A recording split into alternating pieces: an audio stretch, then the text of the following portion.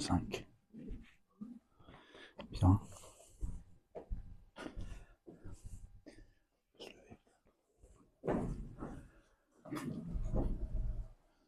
Au nom du Père et du Fils et du Saint-Esprit. Voilà notre prière d'aujourd'hui. Vous pouvez vous rasseoir.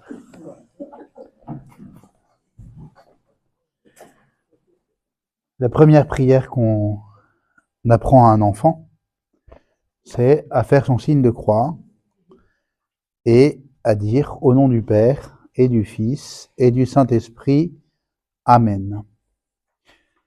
Par ce simple geste et ces très courtes paroles, c'est les deux mystères fondamentaux de la foi chrétienne qui sont exprimés au nom du Père et du Fils et du Saint-Esprit, la Sainte Trinité, un seul Dieu en trois personnes. Je veux voir comment le Dieu unique est aussi exprimé dans ces phrases. On a l'impression qu'il y a juste les trois personnes qui sont exprimées, et comment l'unicité de Dieu est exprimée dans cette phrase. Et en même temps, nous faisons le geste de la croix, c'est-à-dire que ce Dieu s'est fait homme et est vraiment mort pour nous sur la croix. Donc il y a le mystère de l'incarnation, Dieu qui s'est fait homme, avec la rédemption par sa mort sur la croix, et de la Sainte Trinité, qui sont associés dans ce simple geste et ces paroles que nous prononçons si souvent, nous chrétiens. Si on enlève tout ce qui est créé, tout ce qui a eu un commencement, tout ce qui a été posé dans l'existence, mais qui ne possède pas l'existence en soi, on enlève tout ça, qu'est-ce qui reste? Dieu. Et le Dieu Trinité, Père, Fils et Saint-Esprit, de toute éternité, Père, Fils et Saint-Esprit. Donc nous sommes vraiment dans le mystère par excellence, dans ce qui est incréé par excellence, ce qui est dans l'éternité. Il faudrait nous abstraire du temps, de l'espace, pour pouvoir concevoir Dieu d'une manière qui s'approcherait un peu de ce qu'il est. Or nous sommes dans le temps, nous sommes dans l'espace, irrémédiablement, j'allais dire, d'une certaine manière. C'est Dieu qui nous y a mis, donc c'est bon. Mais même quand nous essayons de penser l'éternité de Dieu, on pense à un commencement qui n'a pas de commencement, donc on fait balader notre esprit et on se dit il n'y a pas de limite, il n'y a pas de limite, il n'y a pas de limite, il n'y a pas de limite. Donc on pense même l'éternité comme une forme de temps qui serait sans limite en fait. Et pareil, de l'autre côté, quelque chose qui n'aurait pas de limite vers le futur. Donc il n'y a pas de limite dans le passé et pas de limite vers le futur. Or les notions même de passé et de futur sont déjà des notions empruntées au temps. Donc ça nous fait saisir un peu, mais très mal. Donc on est vraiment dans le mystère par excellence. Je rappelle ce qu'est un mystère pour la foi chrétienne, c'est très important. Ce n'est pas une énigme dont on n'aurait pas du tout la solution, c'est quelque chose qui dépasse infiniment les capacités de notre raison humaine, les capacités de notre connaissance, mais dans laquelle nous pouvons entrer. Nous pouvons entrer dans la compréhension de ce qu'est la Trinité, de qui est Dieu. Sinon, Dieu lui-même ne serait pas révélé à nous. Si nous sommes incapables d'en comprendre quoi que ce soit, Dieu ne serait pas donné la peine de nous révéler qui il est. Donc le mystère, c'est quelque chose qui nous dépasse totalement, donc on ne peut pas le comprendre au sens littéral du terme, le prendre complètement, mais on peut entrer dedans et en saisir des choses vraies et justes.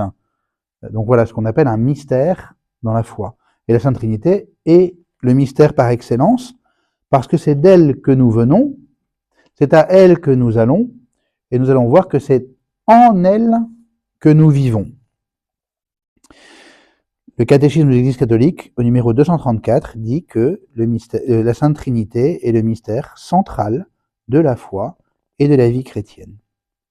De fait, nous avons tous été baptisés au nom du Père et du Fils et du Saint-Esprit, comme Jésus le demande lui-même dans l'Évangile, dans la finale de l'Évangile selon saint Matthieu, au chapitre 28, verset 19, « Baptisez-les, allez de toutes les nations, faites des disciples, enseignez-leur à observer ce que je vous ai commandé, baptisez-les au nom du Père et du Fils et du Saint-Esprit. » Donc c'est Jésus lui-même qui nous révèle cette formule, la formule trinitaire. Même si le mot Trinité n'est jamais dans la Bible, les théologiens l'ont employé pour dire que notre Dieu est un et trine, donc il y a 3 personnes, mais c'est Jésus lui-même qui nous dit « Baptisez-les au nom du Père et du Fils et du Saint-Esprit ». On va faire remarquer 2 choses qu'on fera remarquer plus tard parce que c'est très important, c'est que le nom, le mot nom, dans au nom du Père et du Fils et du Saint-Esprit, est au singulier. Ce ne sont pas au nom du Père et au nom du Fils et au nom du Saint-Esprit, mais c'est au nom unique du Père et du Fils et du Saint-Esprit. Donc dans cette formule où nous sont données les 3 personnes de la Sainte Trinité, par les noms que Jésus nous a révélés, Père, Fils et Saint-Esprit, eh bien, l'unicité de Dieu est aussi dans cette formule avec le mot nom qui est au singulier. C'est pour ça qu'on ne dit pas je te baptise au nom du Père et au nom du Fils et au nom du Saint-Esprit. Il y a un seul nom parce qu'il y a un seul Dieu, même si ce Dieu est 3 personnes, et donc relation en lui-même. C'est ce que l'on va voir. On remarque donc qu'il y a le nom au singulier et il y a aussi les 2 « et » au nom du Père et du Fils et du Saint-Esprit qui manifestent la véritable distinction des 3 personnes. C'est important quand on dit cette prière-là de faire attention à ne pas zapper les « et ». On peut avoir tendance à dire au nom du Père, du Fils et du Saint-Esprit, au nom du Père, du Fils, du Saint-Esprit, pour aller plus vite. C'est pas grave du tout, évidemment, de pas les dire, mais les 2 « et » sont là vraiment pour manifester, et sont présents dans l'Évangile, et sont là pour manifester vraiment la distinction réelle entre les 3 personnes. Alors que le mot nom au singulier est là pour manifester l'unicité de Dieu, au nom du Père et du Fils et du Saint-Esprit. Alors, d'abord, il faut noter une chose, parce que pour nous qui avons et l'Ancien et le Nouveau Testament, et nous voyons que Dieu se révèle d'abord dans l'Ancien Testament, et se révèle tel qu'il est, comme il ne se révèle pas comme Trinité. C'est Jésus qui va nous révéler Dieu comme étant relation à l'intérieur de lui-même. Mais dans l'Ancien Testament, c'est surtout l'insistance sur le Dieu unique. Il y a un seul Dieu, tu adoreras un seul Dieu, justement par rapport aux peuples voisins qui ont une multitude de dieux différents. Il y a une insistance très forte dans l'Ancien Testament sur le fait qu'il n'y a qu'un seul Dieu. Donc on peut se dire, c'est quand même étonnant que une part extrêmement importante du mystère de Dieu ne soit pas révélée à ce moment-là, alors que Dieu est déjà en train de se révéler à son peuple, mais qu'il faille attendre le Christ. Or, c'est assez intéressant de noter qu'il y a quand même, à la lumière du Christ, c'est seulement à la lumière du Christ qu'on peut le voir, mais à la lumière de l'enseignement du Christ, on voit déjà dans l'Ancien Testament un certain nombre de traces de la Trinité, ou en tout cas au moins d'une certaine pluralité en Dieu. Donc on va voir maintenant quelques exemples de cette pluralité pourtant de ce Dieu qui est affirmé comme vraiment unique à l'intérieur déjà de l'Ancien Testament.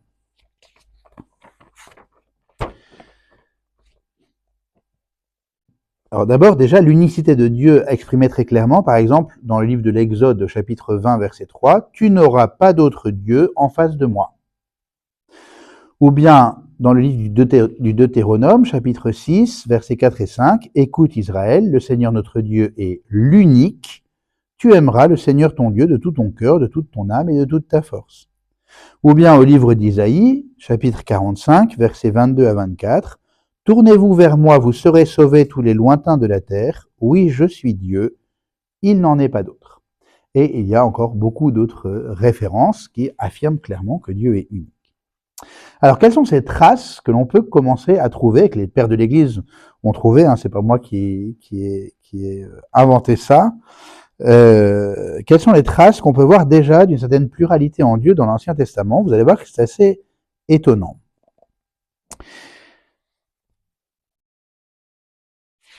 Alors déjà, le terme qui est choisi en hébreu dans l'Ancien Testament et que nous traduirons par Dieu, Deus en latin ou Théos en grec et puis Dieu en français, c'est très souvent en hébreu le terme Elohim qui est un pluriel.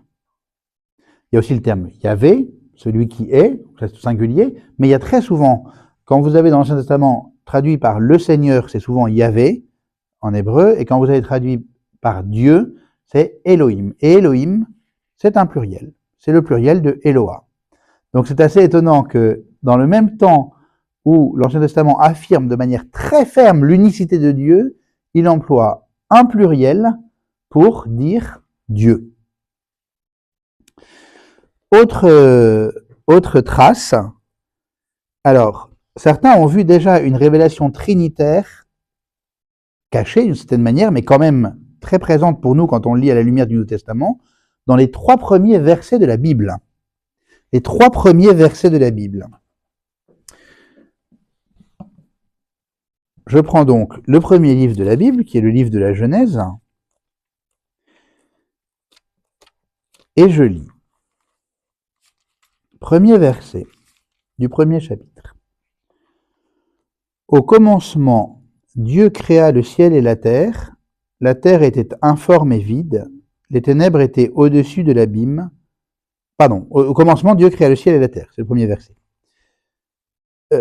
Bon, Dieu, c'est Dieu. On attribue dans la foi chrétienne la création plutôt au Père, même si c'est toujours une œuvre commune de la Trinité, mais on a Dieu, et vous allez voir pourquoi je dis plutôt le Père, parce qu'on lui attribue plutôt la création.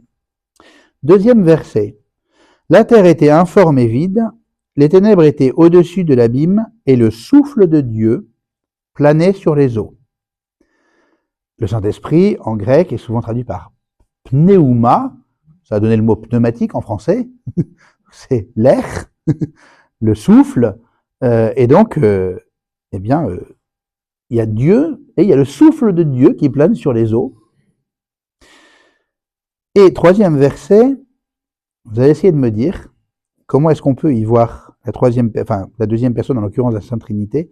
Dieu dit que la lumière soit, et la lumière fut. Donc on a le Père, le Saint-Esprit. Comment est-ce qu'on pourrait voir le Fils dans ce troisième verset? Dieu dit que la lumière soit et la lumière fut. Comment commence le prologue de Saint Jean? Au commencement, qui reprend d'ailleurs le livre de la Genèse, au commencement était le Verbe, et le Verbe était Dieu, et le Verbe était auprès de Dieu. Le Verbe, la parole. L'auteur sacré aurait pu dire simplement Dieu créa la lumière, Dieu créa. Or, il crée par la parole. Dieu n'a pas de bouche.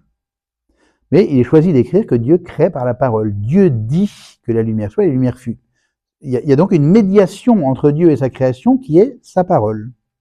Or, le Fils est la parole de Dieu.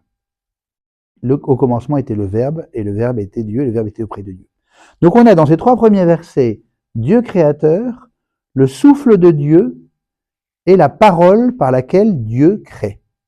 C'est extraordinaire de se dire que alors que l'Ancien Testament n'a aucune idée de la Trinité, eh bien on peut y voir de manière quand même assez claire, c'est pas plus tiré par les cheveux que ça quand même, Dieu, son souffle et sa parole, comme étant déjà une préfiguration du Père, du Fils et du Saint-Esprit, déjà présents. Rien que ça, on peut faire une thèse de doctorat là-dessus. Alors, autre vestige, trace de la Sainte Trinité dans l'Ancien Testament. En Genèse 18, c'est assez frappant. Alors, Abraham apparaît au chapitre 12 du livre de la Genèse.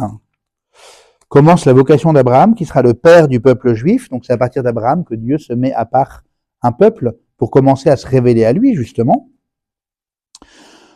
En Genèse 17, qu'est-ce qui se passe? Dieu vient d'établir son alliance avec Abraham.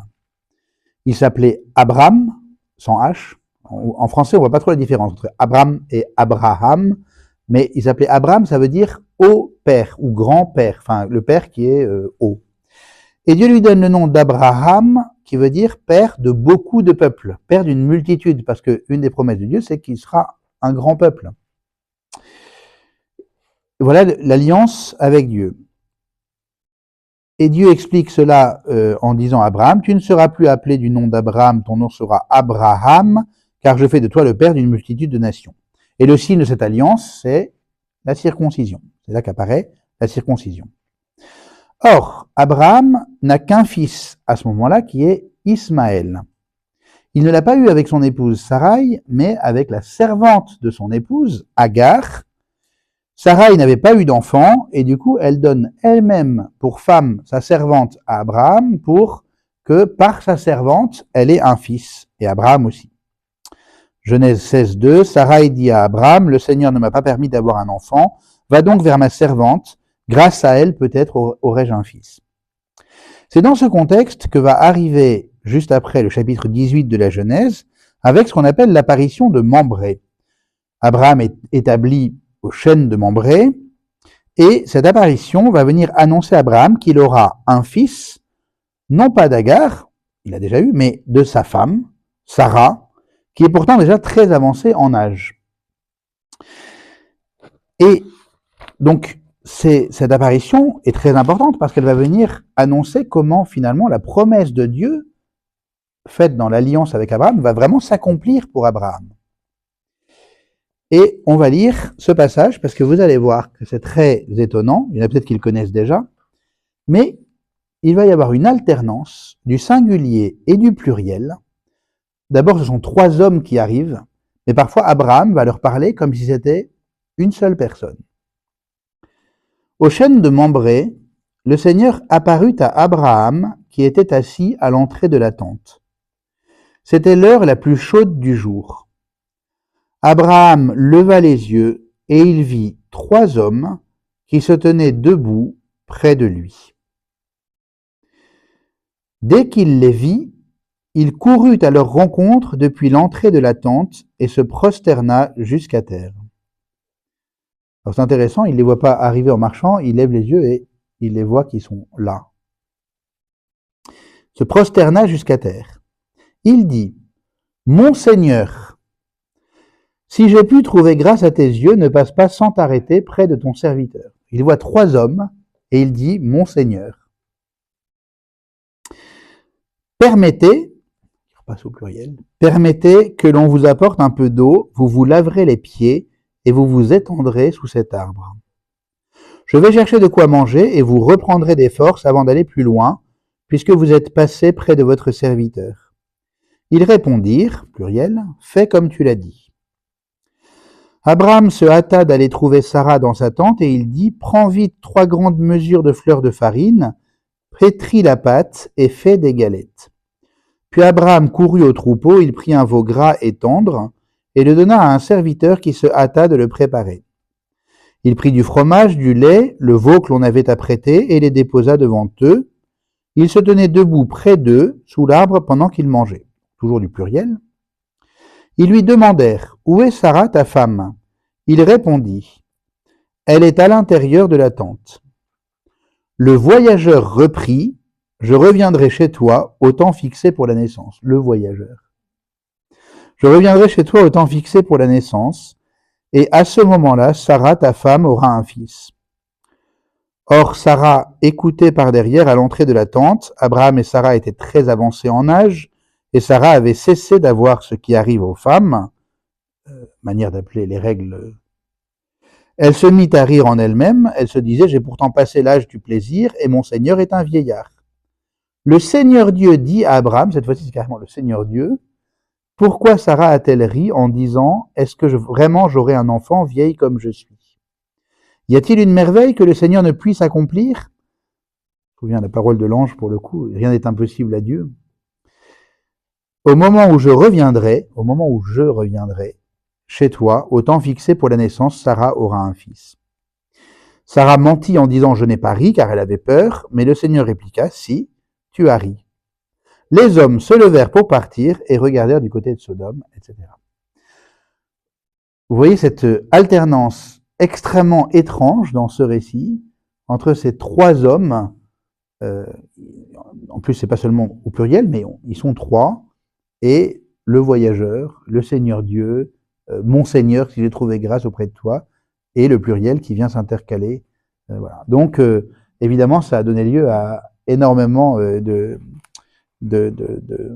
méditation chez les chrétiens, ce passage, qui est encore une fois, à la lumière de l'enseignement du Christ sur la Trinité, on voit ces passages presque comme une évidence, une espèce de trace déjà où Dieu se révèle, pas seulement comme l'unique tout seul, mais avec déjà la Trinité comme en filigrane.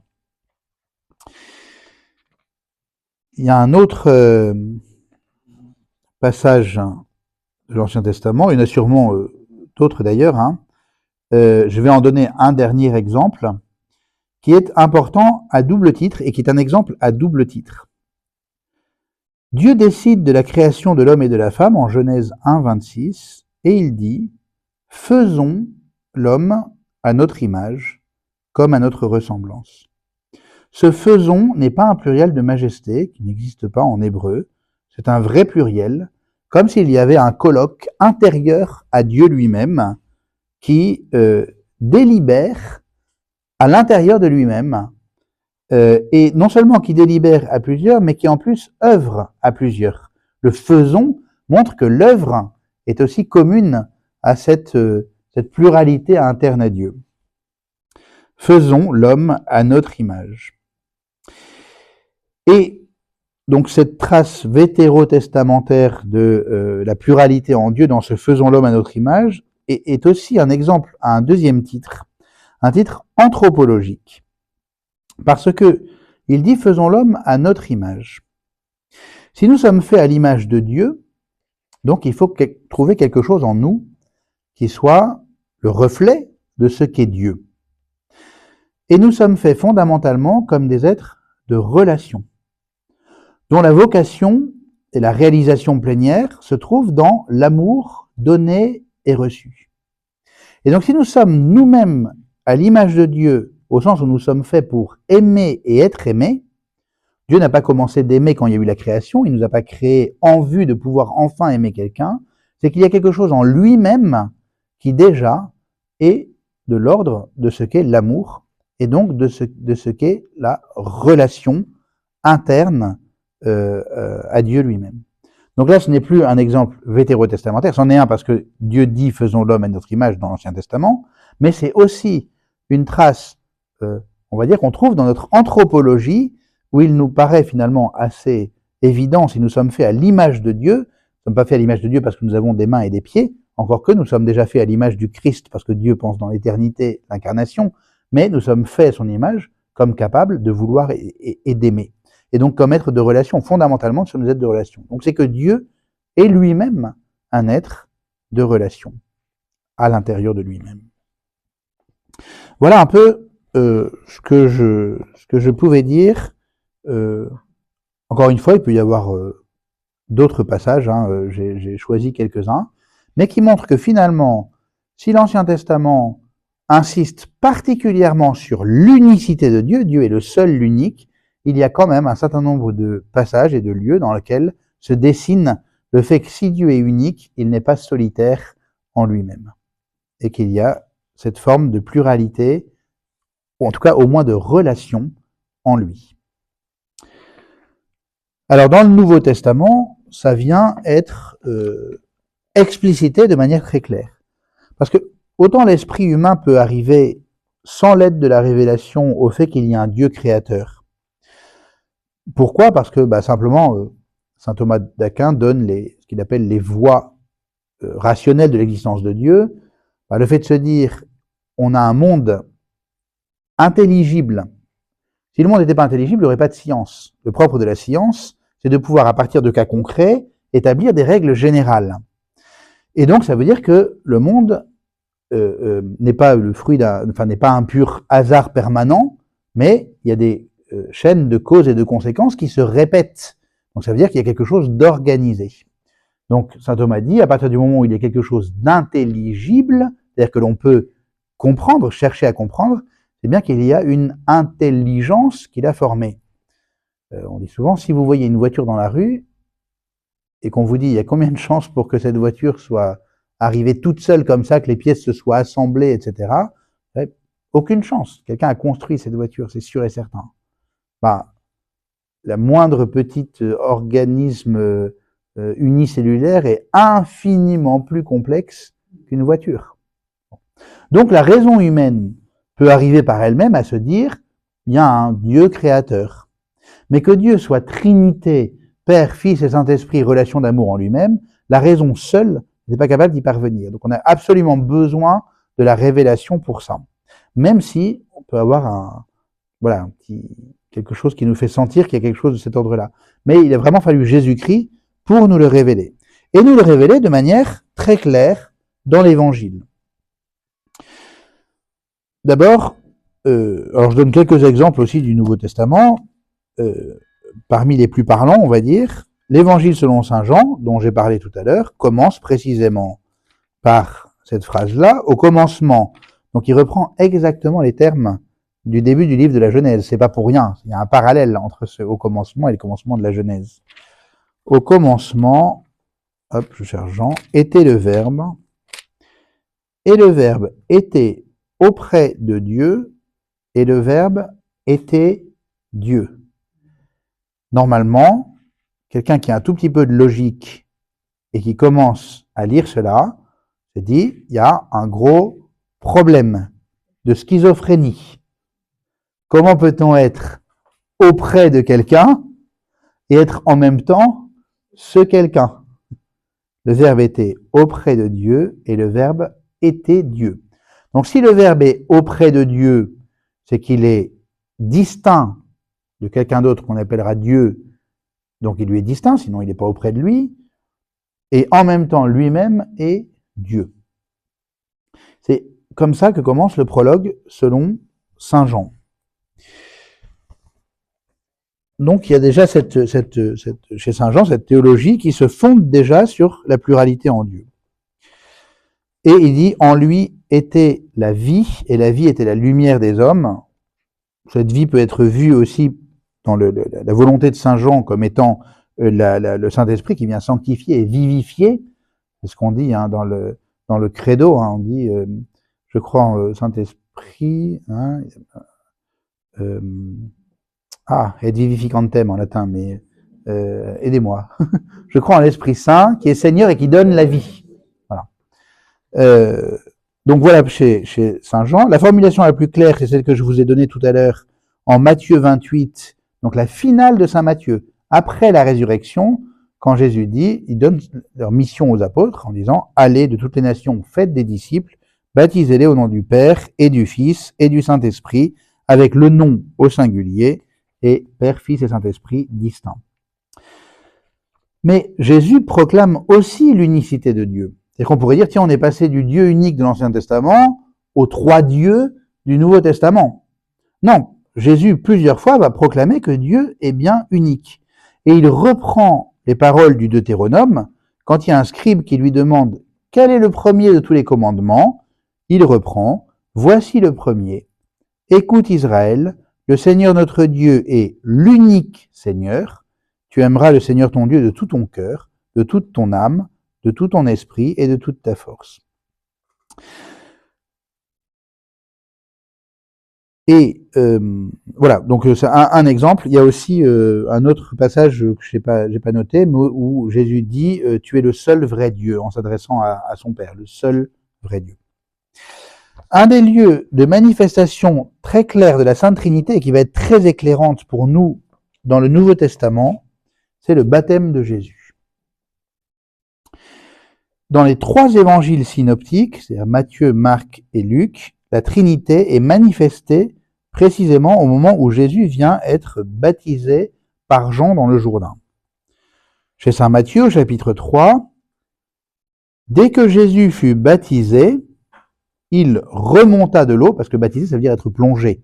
Donc dès qu'il fut plongé, il remonte. Dès que Jésus fut baptisé, il remonta de l'eau, et voici que les cieux s'ouvrirent, il vit l'Esprit de Dieu descendre comme une colombe, et venir sur lui, et des cieux une voix disait, celui-ci est mon Fils bien-aimé, en qui je trouve ma joie.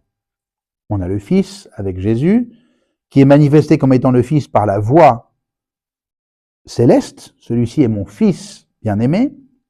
On a l'Esprit qui descend sous la forme d'une colombe, et on a le Père, c'est pas dit qu'il est Père, mais c'est la voix qui dit celui-ci est mon fils, celui-ci est mon Fils bien-aimé, en qui je trouve ma joie. Celui qui dit celui-ci est mon fils, c'est bien le Père.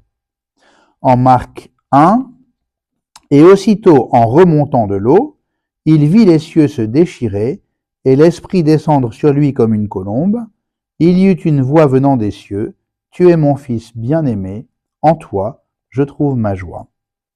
Luc 3, l'Esprit Saint sous une apparence corporelle comme une colombe descendit sur Jésus, et il y eut une voix venant du ciel, toi tu es mon fils bien-aimé, en toi je trouve ma joie. Il y a pas mal de passages où les trois évangiles synoptiques racontent la même scène avec des détails assez différents. Là, les trois récits sont extrêmement proches dans leur formulation. Ce qui est très intéressant, on en reparlera, c'est que c'est assez rare que le Père parle dans l'Évangile. Il y a lors de la transfiguration, celui-ci est mon fils bien-aimé, écoutez-le. Il y a en Saint Jean, quand Jésus dit « Père, glorifie ton nom », une voix venant du ciel dit « Je l'ai glorifié, je le glorifierai encore ». Mais c'est très rare qu'on ait la voix du Père quand même, qu'on entende. Et surtout la voix du Père qui parle d'amour, « Tu es mon fils bien-aimé », et qui parle de sa joie. « En toi, je trouve ma joie ». Donc on entend le Père éternel qui parle de sa joie. Ce qui est assez magnifique pour nous, c'est que Jésus n'a pas besoin d'être baptisé. Le baptême, ça signifie quoi? Donc littéralement, ça veut dire la plongée. Vous verrez quand on fera les sacrements, le verbe baptizein veut dire plonger. Donc Jean le Baptiste, cousin de Jésus qui baptise, plonge les gens dans l'eau. Que signifie cette plongée? Ça signifie la mort. Évidemment, si on reste trop longtemps dans l'eau, on meurt. Donc c'est une forme symbolique de dire que l'on meurt. On meurt à quoi? On meurt au péché. Jean proclame un baptême de conversion. Il prépare les chemins de l'Esprit Saint par le désir du cœur de changer de vie. C'est ça que le chemin du catéchuménat passe par les scrutins, les exorcismes, etc., avec le désir de conversion et de changer de vie. Donc Jésus est plongé alors qu'il n'en a pas besoin. Jean-Baptiste le dit lui-même, il dit « C'est moi qui devrais être baptisé par toi ». C'est bien que Jésus n'a pas besoin de se convertir. C'est pour ça qu'il est choqué par le fait qu'il veuille recevoir le baptême. Jésus lui dit « Laisse faire, plus tard tu comprendras ». Donc Jésus est plongé, comme si déjà, ce qu'il va faire sur la croix, il portait sur lui nos propres péchés. Il accepte sa mort. Le baptême de Jésus, c'est déjà sa mort sur la croix. Hein. Il meurt symboliquement là. Il accepte sa mort pour porter le péché, lui qui n'a pas besoin de se convertir. Et lorsqu'il sort des eaux du baptême, manifestation de sa résurrection déjà, c'est là que l'Esprit Saint descend sur lui sous la forme d'une colombe et que la voix du Père dit « Tu es mon fils bien-aimé ». Ça ne veut pas dire qu'il reçoit l'Esprit Saint à ce moment-là et qu'à ce moment-là, le Père l'adopte. Il est le Fils éternel du Père et l'Esprit Saint est son esprit. Mais ça vient manifester, premièrement, ce que dans son humanité il porte pour nous et aussi ce qui nous arrive à nous le jour de notre baptême. Jésus dit « Baptisez-les au nom du Père et du Fils et du Saint-Esprit ». C'est pas pour rien qu'il y a cette invitation à baptiser au nom du Père et du Fils et du Saint-Esprit, alors que lui-même, au moment de son baptême, sont révélés le Père, le Fils et le Saint-Esprit. Parce qu'au moment où nous avons été baptisés, enfin en fait de toute éternité en Dieu, mais pour nous dans le temps, parce que nous avons reçu le baptême dans le temps, nous sommes devenus semblables au Christ, nous avons été configurés à Jésus-Christ. Et donc, l'esprit du Christ est devenu notre esprit, et le Père nous a reconnus comme ses propres enfants. Et donc, nous sommes devenus d'autres Christ, entre guillemets, le Saint-Esprit est descendu sur nous, et la voix du Père nous a dit « Tu es mon fils bien-aimé, tu es ma fille bien-aimée, en toi je trouve ma joie, parce que mon fils s'étant fait homme, s'étant fait de la même nature que toi, alors tu peux devenir comme lui, et je le reconnais en toi. » Il y a quelque chose d'extrêmement fort qui nous montre combien nous sommes, en réalité, par notre baptême, c'est pas seulement que nous devenons enfants du Père, c'est que nous, bien sûr, enfants du Père comme Jésus, mais du coup nous sommes englobés à l'intérieur même du mystère de communion de la Sainte Trinité. Et c'est Saint Paul qui va l'exprimer d'une manière extraordinaire en écho au baptême, dans sa lettre aux Galates, Saint Paul écrit aux Galates, et alors il leur écrit, je ne sais pas si vous vous souvenez de ce passage où il dit « Stupide Galates, qui vous a ensorcelé ?» Saint Paul parle vraiment comme le père qui voit ses enfants partir à la dérive, puisque c'est lui qui a évangélisé les Galates, qui a fondé la communauté. Et comme il passe de communauté en communauté, parfois il y reste plusieurs mois, voire plusieurs années, eh bien il doit leur écrire, parce qu'il n'est pas en permanence avec eux. Et les Galates, à ce moment-là, la Galatie, c'est au centre de la Turquie actuelle, en fait, ont écouté des judéo-chrétiens qui leur aient dit il faut que vous fassiez circoncire, il faut que on impose la loi de Moïse à tous les païens qui viennent au christianisme. Et Saint Paul se bat, lui qui est un pharisien, qui connaît parfaitement ce que c'est que l'observance des 300 et quelques préceptes de la loi de Moïse, dit mais en fait le Christ nous a libérés de cela. Pas pour dire que la loi était mauvaise, mais pour dire qu'elle venait elle venait manifester la présence de Dieu tant que le Christ n'était pas manifesté. Donc il dit maintenant nous vivons selon la grâce du Christ. Et donc il se bat pour que justement on n'impose pas les préceptes de la loi de Moïse à ceux qui viennent du paganisme. Et donc, et il dit nous vivons maintenant selon l'esprit. Et il dit voici la preuve que vous êtes des fils, c'est-à-dire des fils, c'est-à-dire des héritiers de Dieu, vous êtes devenus ses fils. Dieu a envoyé l'esprit de son fils, la Trinité, Dieu a envoyé l'esprit de son fils dans nos cœurs. Et cet esprit crie Abba, c'est-à-dire Père. Dans nos cœurs, l'esprit, comme c'est l'esprit du fils, il crie Abba, puisque c'est l'esprit du fils, il crie Père. Et nous sommes complètement, nous, pris à l'intérieur de cette communion d'amour de la Sainte Trinité, devenant par notre baptême d'autres Christ, pas d'abord par la sainteté de notre vie, mais par la gratuité de l'amour de Dieu pour nous. Et donc, l'Esprit a été envoyé par le Père, l'Esprit du Fils est envoyé par le Père dans nos cœurs, et cet Esprit crie Abba, Père. Ce qui est très beau parce que cela manifeste aussi quand nous désespérons parfois de ne pas savoir prier, de ne pas... Mais en fait, nous avons juste aussi à demander à la Sainte Trinité de nous prendre dans cette communion d'amour. Lorsque il y a des pénitents qui viennent se confesser, je vais terminer là pour aujourd'hui. Vous savez, il y a une petite formule traditionnelle quand on commence une confession qui est Père, bénissez-moi mon Père parce que j'ai péché. Comme il n'est pas très logique de dire cela si on ne saisit pas pourquoi on le dit, beaucoup l'ont transformé, parmi ceux qui connaissent encore un peu la formule, pardonnez-moi mon Père parce que j'ai péché. Alors, généralement, je dis non. Je dis non. La première chose que vous venez faire, c'est pas demander pardon. C'est demander la bénédiction de Dieu. Et donc, c'est bien, bénissez-moi mon Père parce que j'ai péché. Pourquoi? Parce que le Seigneur n'est pas juste de l'autre côté de la barrière, en train d'attendre les bras croisés qu'on lui demande pardon.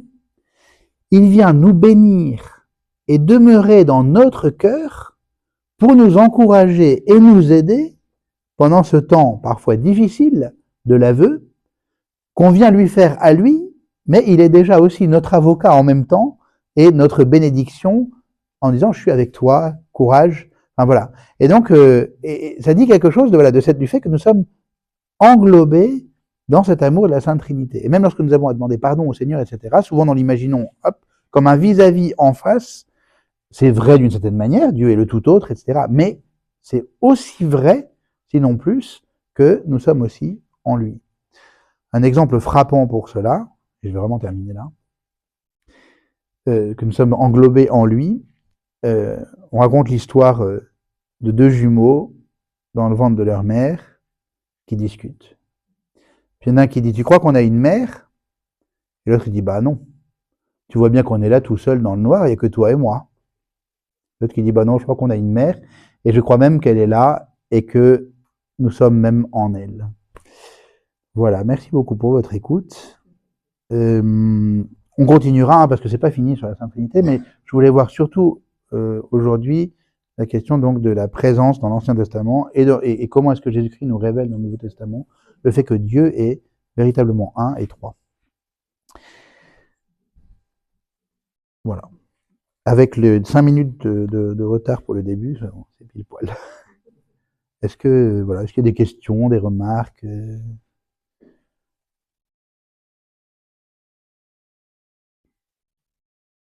C'est après la venue de Jésus que les gens font un parallèle et sont retournés dans l'Ancien Testament pour essayer de comprendre ce mystère qui était annoncé dans l'Ancien Testament et dont les personnes à l'époque n'en avaient pas conscience. En fait, il faut bien comprendre que les premiers disciples du Christ sont des Juifs qui baignent dans l'Ancien Testament. C'est pas qu'après la mort du Christ, on est retrouvé l'Ancien Testament et qu'on dit tiens, on va chercher dans l'Ancien Testament. C'est que déjà, tout l'Évangile est une manifestation du fait que l'Ancien Testament s'accomplit. On verra pour l'Eucharistie, c'est incroyable. Le fait que, par exemple, la Pâque, qu'est-ce que c'est? Jésus prend son dernier repas avec ses disciples au moment de la Pâque, la fête de la Pâque juive. Et ça va devenir pour nous la fête de Pâques. Donc la fête de Pâques, c'est quoi? C'est la résurrection du Christ, donc le passage de la mort à la vie. Qu'est-ce que la fête de la Pâque chez les Juifs? Est-ce que vous savez ce qu'on fête quand les Juifs fêtent la fête de la Pâque? Comment? Ah, il ne faut pas en même temps parce qu'avec mes appareils, c'est Christine. La délivrance. Oui, alors la délivrance, mais à travers quoi? Il y a un événement très précis en fait que signifie la Pâque. Comment? Exactement. Qu'est-ce qui se passe au moment où Dieu libère son peuple d'Égypte, de l'esclavage d'Égypte? Il y a l'endurcissement du cœur de Pharaon qui refuse de laisser partir le peuple. Donc il y a les plaies d'Égypte, les unes après les autres. La 10e plaie, c'est quoi? C'est la mort des premiers-nés des Égyptiens, avec l'ange exterminateur. Alors, il faut bien aujourd'hui le prendre de manière spirituelle, hein, mais et en même temps, Dieu se révèle à un moment donné de l'histoire comme les hommes sont capables de le comprendre. C'est très important dans la pédagogie de Dieu. Même vis-à-vis de nous, c'est la même chose. Hein. Il se révèle à nous, il se fait comprendre à nous, à la capacité que nous avons à un moment de notre vie à comprendre les choses. La 10e plaie, c'est donc ça, la mort des fils aînés. Dieu dit de mettre le sang de l'agneau sur les linteaux des portes. Et à cause du sang de l'agneau, l'ange passe les maisons des Hébreux.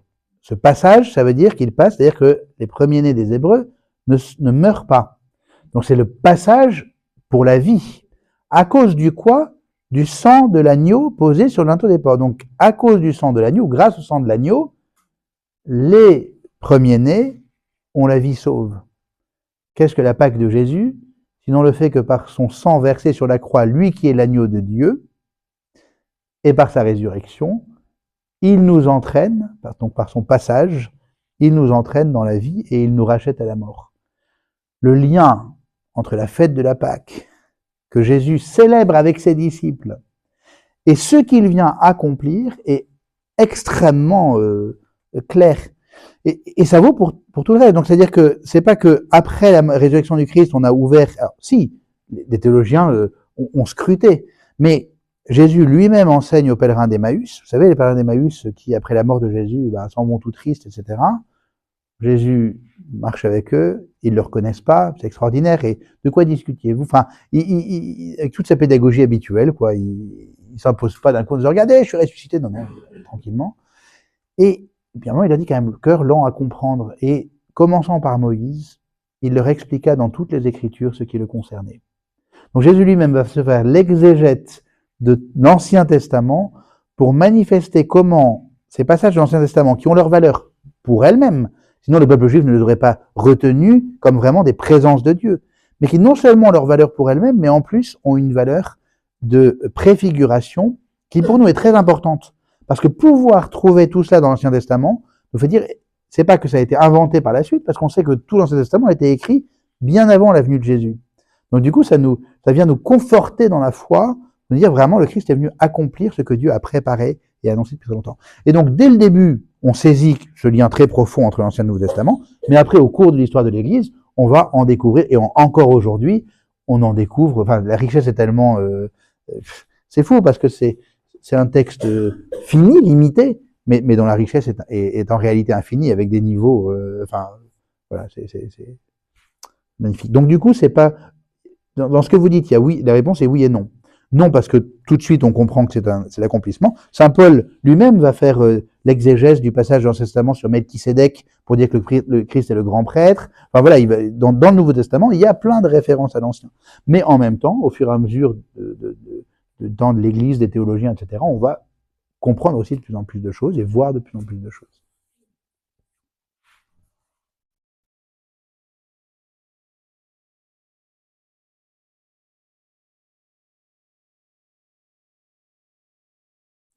Bon.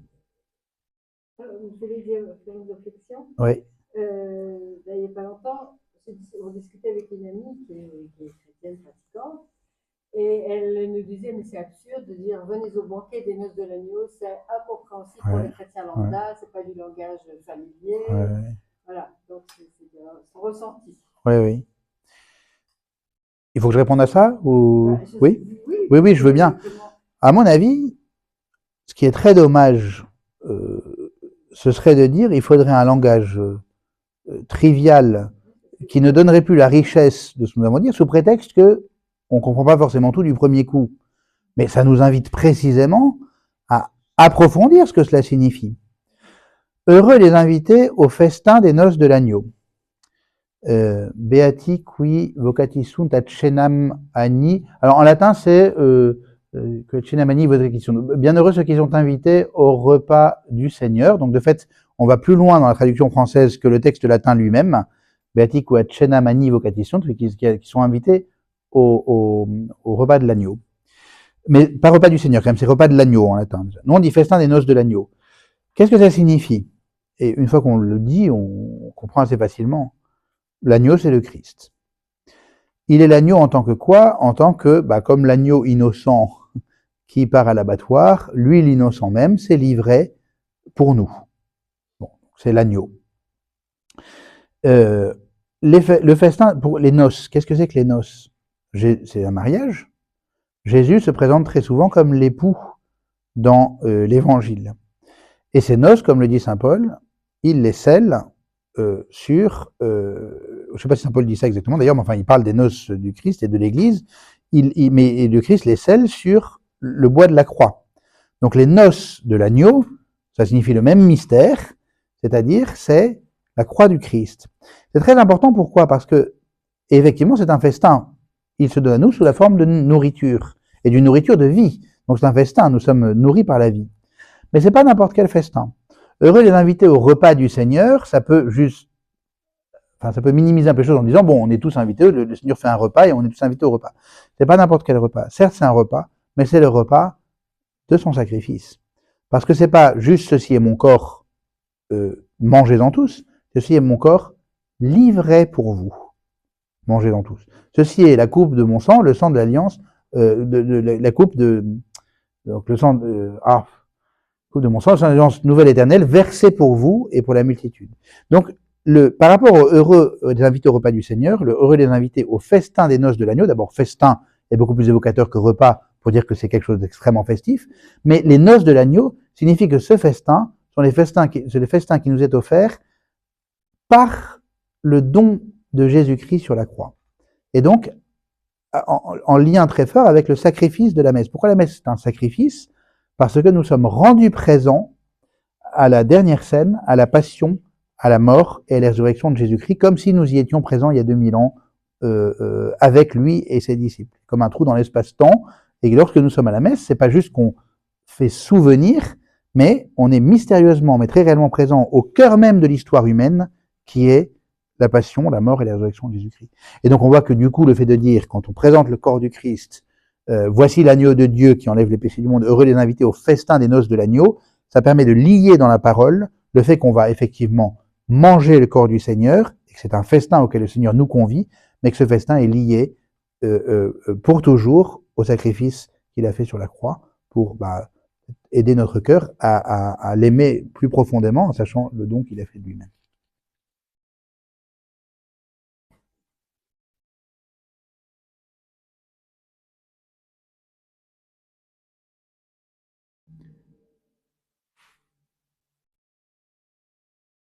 Pas d'autres questions? Eh bien, on peut terminer.